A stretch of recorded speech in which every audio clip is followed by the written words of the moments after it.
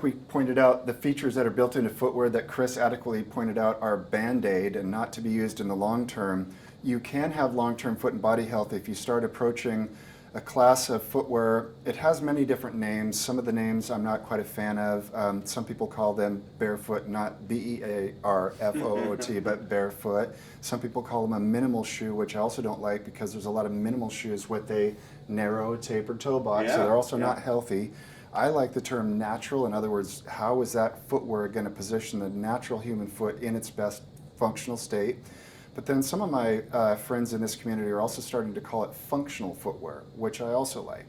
Point being, you're not gonna have this narrow toe box. You're gonna be able to spread out here like this diagram shows, which is going to help you get all the blood flow. It's not going to pinch your nerves. A wider base of support is going to help you get better balance, and all those nerve endings are going to get better information if you've got that nice spread out foundation. So be looking for a toe box that's widest at the tips of the toes. Be careful using this term wide toe box in a shoe store because what they think you mean is widest at the ball. We really want to differentiate. Notice this diagram has this foot widest at the tips of the toes. That's critical. Zero drop is a term that was coined by the Ultra Shoe Company. My friend Golden Harper started that company maybe 15 years ago. My mentor would have called it flat.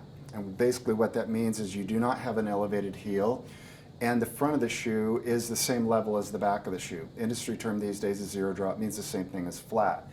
And the reason why that's critical is for the arch to function properly, you need to have your heel bone flat and level with all of your toe bones, and that's how your foot's going to function best. So that's the reason for zero drop. The thin outsole is really critical for you to get that proprioceptive input. Like Chris mentioned, there's somewhere around 200,000 nerve endings in our feet. If you've got a very thin protective covering, just enough to protect you, but not enough to blunt that good neurologic information, your body's going to function better, as Chris knows.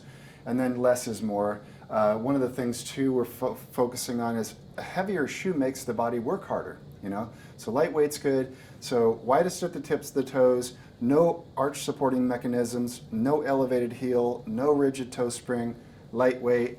It's going to be good. Yeah.